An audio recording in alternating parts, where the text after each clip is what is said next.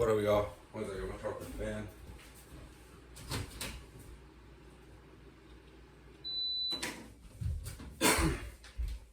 This is Alex Youngblood. It is June 14th, 2025. I really have no idea what I'm about to talk about. This is because the last week of school here in LA for my little JoJo, last week of kindergarten. So that was cool. That happened on Wednesday. We're moving to Portland. They're moving in 2 weeks.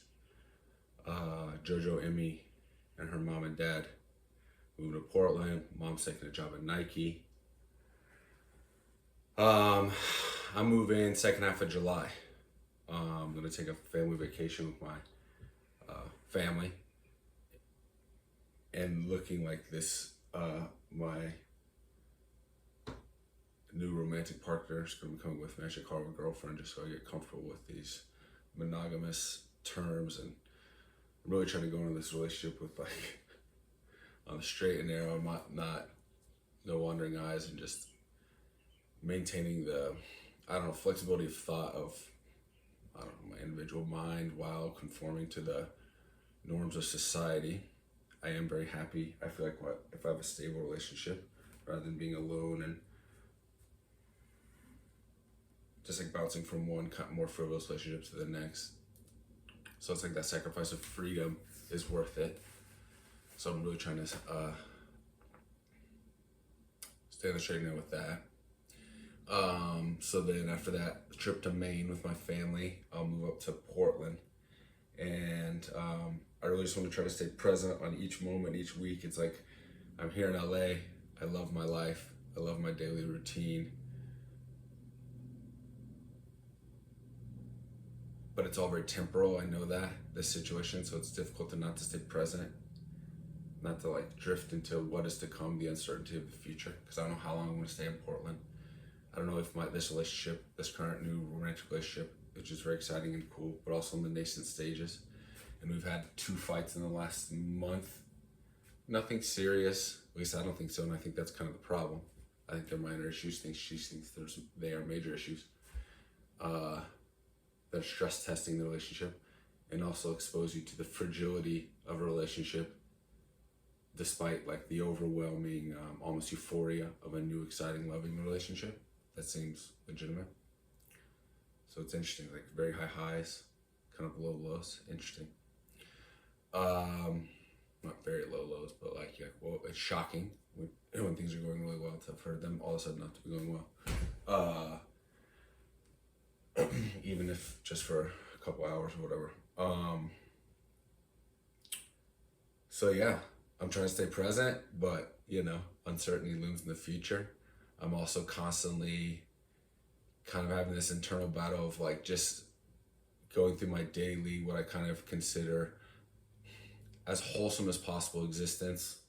I don't know, like I wake up, I meditate, I do yoga, I see the girls go to school, literally just kiss them goodbye, tell them I love them, go to the gym Monday, Wednesday, Friday for several hours, pick them up, go to the playground, come home, try to eat healthy as possible food, and now spend time with my girlfriend or like watch a sport. And that's it. On Tuesdays and Thursdays, instead of going to the gym for several hours, I do yoga and sauna. And that's like my whole life. I don't do anything other crazy than that. I smoke weed. I don't do any other drugs or smoke. I drink a lot of caffeine. So like, and I'm happy doing that. So it's like, why change that?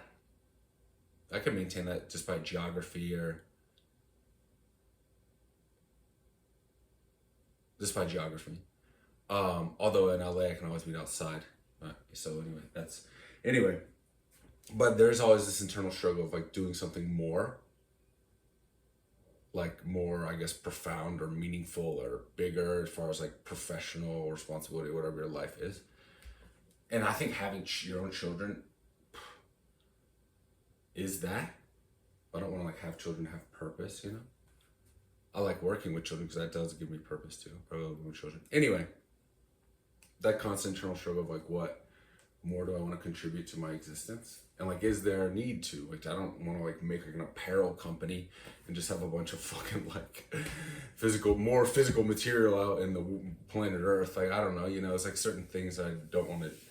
I think some things you'd rather like just don't do nothing rather than do certain things. Like, do we need like another like cool soda or something? I don't know. But we like we celebrate those people that have successful businesses or ventures, even though like because of the individual achievement, but what is the actual effect of contributing to society? It may actually be better for everyone if you just kind of sat in a room and meditated. I don't know. Creating jobs and I don't know, money. I don't know. Just thinking out loud, and I'm wandering my train of thought. So anyway, I want to stay consistent with this podcast, like I say constantly, and I have this with specifically with that. So that's kind of like what I want to add to my like kind of very modest professional, but like wholesome professional efforts. I have my very genuine and much more like kind of intensive personal athletic and martial arts pursuits, and I have this podcast as well as kind of like a personal passion project, more artistic pursuits. And or like investigative, perhaps learning pursuit, educational almost pursuit. Like struggle with like what exactly direction to take it, but I think just the most important thing is just like with jiu-jitsu is just I know I'm going to jiu-jitsu or kickboxing or doing yoga. I'm showing up every day regardless. It's not if I don't feel well or I'm not sure exactly what we're gonna do that day or what the outcome of my matches are gonna be or shit like that. I just show up and do it. So the podcast, I just have to do the same thing. And it's looking like every Saturday, given the current routine, I should just show up and do it. Even if I'm embarrassed, I guess, and fearful that I don't have anything to say. But I do know, as a matter of fact, that I look at the world differently than most people I encounter. I'm not saying I'm right or wrong. I know it's just different. And I do feel a perpetual, constant, incessant impulse to like share my perspective, even though I know it's putting me in a position of like vulnerability and ridicule and exposure of wrongness or whatever, or misguidedness or whatever, or like perhaps my inner personal shortcomings. I don't, so, but it's like, you got to do it anyway, man. Sorry. It's like working out, it's like you don't necessarily want to do that, but it's like, there's something in me, it's like, you have to just show up and start talking and sharing perspective. So here I am just fucking rambling. I watch a lot of sports.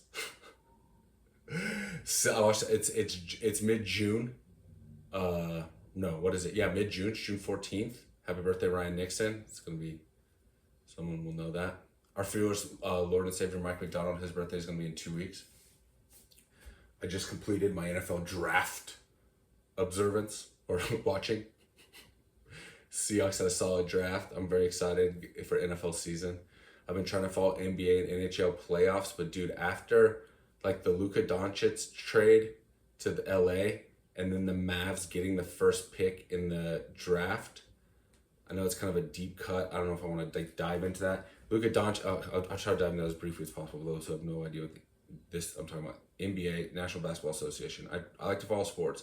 I'm increasingly following less and less team sports, more and more exclusively combat sports, specifically mixed martial arts. And I try to watch a little boxing, but even boxing I can't really get into. Kickboxing, Muay Thai, specifically one championship in Asia, puts on good fights, but mostly mixed martial arts.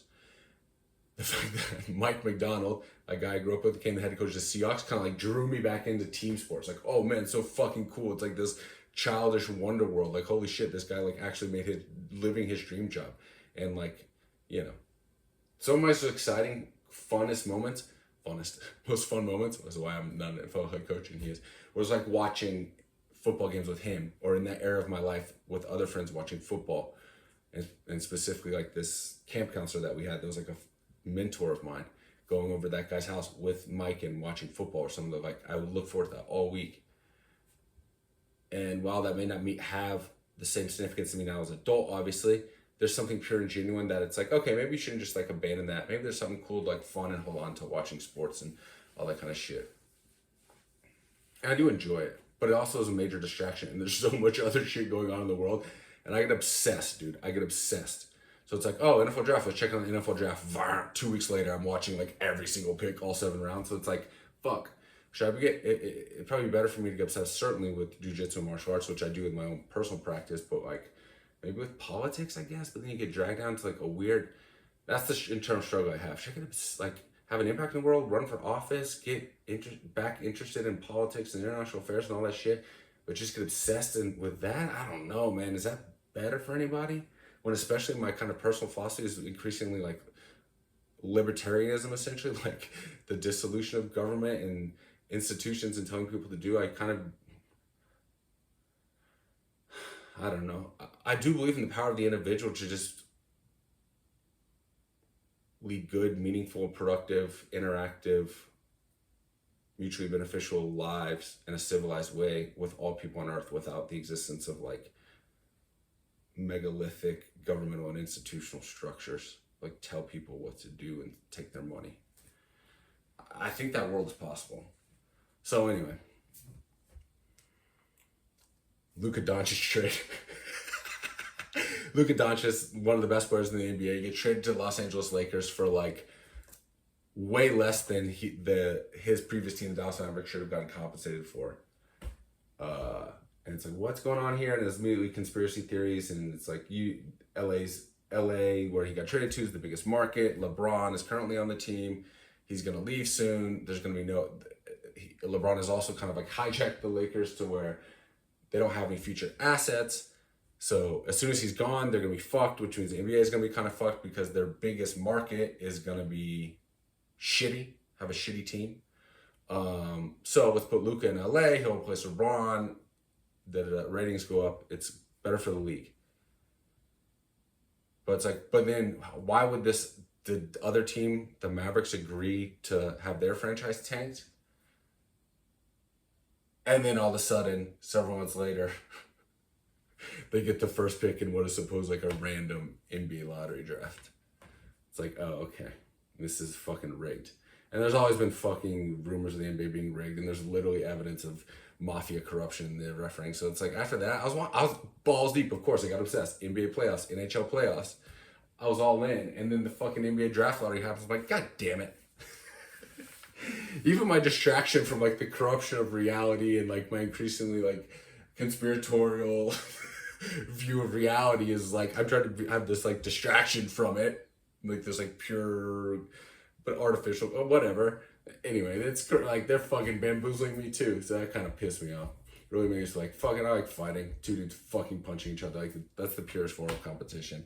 And UFC has its own form of like whatever corruption or controversy in terms of the inner dealings, but it's like much more out the open, and it's just two dudes fighting each other, right? So I guess like the matchmaking, who fights who, isn't necessarily always meritocratic or whatever, but it's like that's known part of the sport, that like the most popular guys are gonna get the best fights, even though they may not be the best fighters. Which is about as like conspiratorial as it gets as far as fixing the outcomes of shit. I don't know. Of course, the government, local government, is involved in mixed martial arts and combat sports, state regulatory bodies. So there's even more right for corruption, potential for corruption. So that gets sketchy. That like the government officials are the judges and the referees. They're government employees. So that it's like it's a little weird. I think it should be. It's fucking a sport. It's internally regulated. It's a $1 billion company. These aren't like backyard fights or something that, you know. The UFC, yeah, anyway. So I took a pause on watching combat sports to follow NFL and NBA playoffs.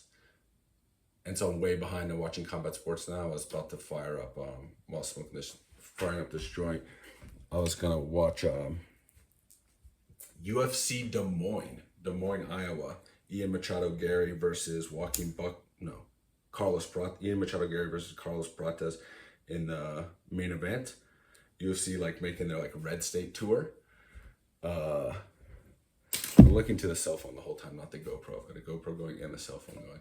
I realize I've been looking at the cell phone all the time because it's a bigger picture. I just want to compare the quality.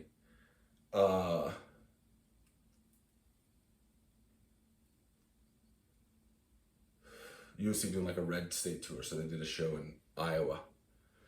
So that's what I'm watching now, and that took place at the weekend of the NFL draft. So last weekend in April, end of April, that's where I am my sports fandom. I stopped watching NBA. I was in the conference finals. I think the NHL playoffs had been determined: Florida Panthers versus Edmonton Oilers. And I'm cool with NHL, dude. I know nothing about hockey. I watched their draft lottery too, and it looked sketchy as fuck as well. And apparently there's some conspiracy theories around the NHL draft lottery as well. The Islanders got it with like a very low chance of getting it. And apparently there's some like political issues there, and like perhaps the Islanders getting it with some sort of payback for some political things that happened in New York or Long Island or something, and that team. And dude, apparently there's been past conspiracies with the NHL draft lottery. So they had the commissioner out there with some like other fucking executive suits from the NHL, like explaining this like very convoluted, unbreakable, how it could not be corruptible draft lottery, but it just made them seem guilty. Like it was very obvious, like, oh, you would only do this if you're fucking guilty. It all just seemed ridiculous. It was crazy, the showmanship of the like selection process and like the equations for this and that to increase randomness. I was like, what, dude? Just put a bunch of fucking ping pong balls in a hopper. Like, what are we doing here? Like, and just put it on TV. Ping pong balls, hopper, TV, boom, right there. Like, you're trying way too hard here, and you look even more guilty. So that threw me off as well. But NHL hockey, the sport itself, is fucking cool. Basketball, man, the athleticism is incredible. I loved playing basketball more than any sport growing up. So that's where it really resonates with me, watching it, living vicariously. But dude, the fouling, the pace of the game, the reviews, it's not a really entertaining product, honestly. Constant scoring, lots of threes. It's really not an entertaining product. If I didn't have any past or childhood relationship with those two sports, and I just had to choose objectively between watching the two of them, NBA and NHL, 100% NHL. It's just way more entertaining. But I don't have the soul of it, because I've never fucking put on skates and hit a puck around ice. I've never played hockey. I played like street hockey a couple times with rollerblades. I don't think I've ice skated, but I don't think I've ever even attempted to play ice hockey. Or like put on ice hockey gloves or the pads. So it's like, I can't really relate, but it looks badass. NFL, college football, I'll be back in when the time comes. I watched the draft. I was all in on the fucking draft again. But increasingly I just like, there's this like little voice in my head when I watch sports that's like, dude, you're wasting your time. Like start doing some, I don't know, research on the history of mankind. I gotta get in one thing before I get out of here. That's a thought that just popped in my head. Research on the history of mankind, politics, something. Do something more productive with your time in sports, but it's like, I don't know, man.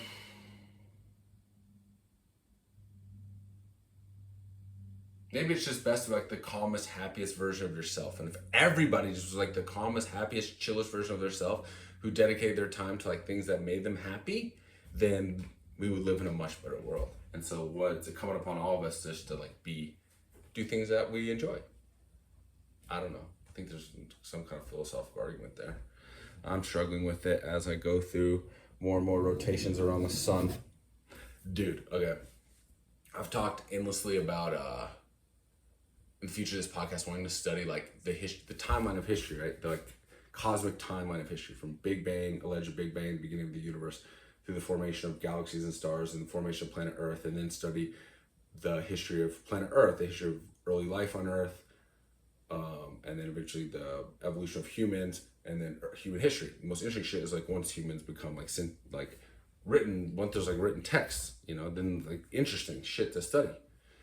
And you could then like tie that in like the big dream world of my life, tie that to like in this like theoretical framework of like making a show online where it's like you're studying the history of humanity, starting in I guess Africa, and like going to the Congo or wherever the first human remains are found or whatever, and then starting there and just studying human history, starting where it was born, and then tracking the progress of humanity throughout the globe, from Africa up into Asia, into Europe, and like travel around the world to these sites, studying human history, both by talking about it on a podcast back at like your home base in LA or Atlanta in the US, wherever, but then also taking trips throughout the world to study human history.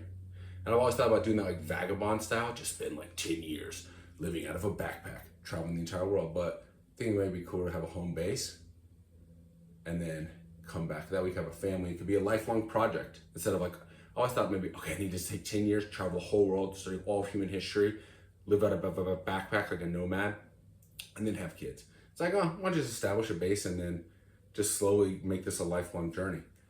Because knowledge is going to develop, and it's not like, anyway. So it's always been a big dream. It's still always in my head as a big dream.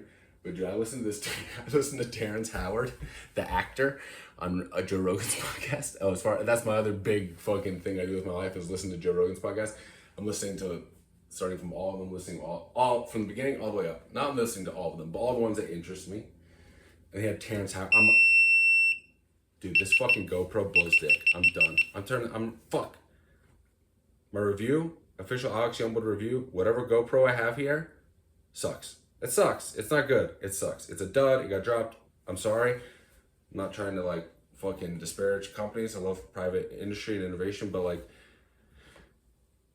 I don't spend a lot of money on shit, and this is like the big thing for me to buy the fucking GoPro for the podcast, and the thing blows dick. It blows dick. It sucks.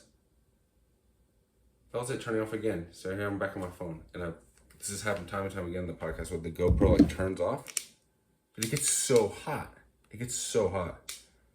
I definitely gonna turn it. I bought it several months ago, but I'm gonna try to get a warrant.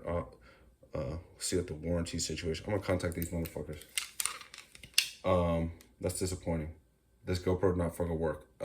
Hero 13 or something. It gets hot as fuck and it doesn't work. Anyway. The fuck? Oh, Rogan. Listen to Rogan. See, that's the fucking government too. The government's in the GoPros. I hear me talking about Rogan. Turn off the phone. I don't know. Or turn off the camera. So I'm like a year away. I'm like May 2024 with Rogan. He's had Terrence Howard on, the actor. And dude, this guy's telling the truth. This guy's like essentially a prophet or some kind of alien that has new, I mean, he's a human being that has like new science, like an entirely new understanding of physics and essentially reality as we know it, and the mechanics of the universe and how old the universe is and how planets are formed and how all celestial bodies are formed and all this shit. And I keep hearing more and more shit like that. And it's like, oh, well, of course the progress of science always evolves. Like, if I'd wanted to do this podcast however many years ago, I would have thought the earth was flat or that the sun revolved around the earth or whatever. So it's like, maybe I shouldn't like spend 2 years diving into like Hawking's and Carl Sagan and Neil deGrasse Tyson, because maybe they're wrong, or even Einstein, you know? Or not necessarily even wrong, but it's like, it's just a piece of the puzzle. And you could say the same thing about the exploration of humanity, that like a lot of what Rogan always has these guests on that are talking about like Graham Hancock, Randall Carlson, Robert Schoch. These dudes on there are talking about how humanity is much older than we think. And so even if this passion project idea of studying the history of humanity, that could be, could be a difficult thing to do. Not difficult, obviously it's a difficult thing to do, but it's like, our knowledge evolves. So it's like, maybe humanity didn't originate in Africa. Maybe it originated in fucking Bangladesh or fucking Guatemala. I don't know, So, but it's cool to just explore what is known reality, So, yeah. I don't really want to comment on like politics right now. I'm like following the Rogan shit, learning about politics through Rogan's guests. And regardless of everything, dude, I understand. My political philosophies keep getting more and more entrenched. That like, we got to get rid of government to the greatest extent possible. We need to be governed more and more at a local level in a decentralized form. We can't have these overarching megalithic government structure, dude. The whole COVID situation, man, I still harbor so much anger, resentment from the lies and deceptions that were around COVID and all that fucking nonsense. And then more than anything, the fact that like, No one is held accountable. Well, it's the same in the banking crisis in Vietnam and Kennedy assassination and war in Iraq. And so, but that's what I'm saying. It's all government, man. It's like governmental entity. There's no accountability. Like the institutions have gotten so big. The U.S. government has gotten so big. The largest organization in human history. That it operates with complete impunity, with unlimited resources, and that's not a good thing. It's not a good thing, man. So that's that. That goes across party lines. Not a Democratic thing or Republican thing. It's the system as it is needs to go, and that's the long and short of it from my current vantage point. I'll leave it at that, y'all. I love you. Besos.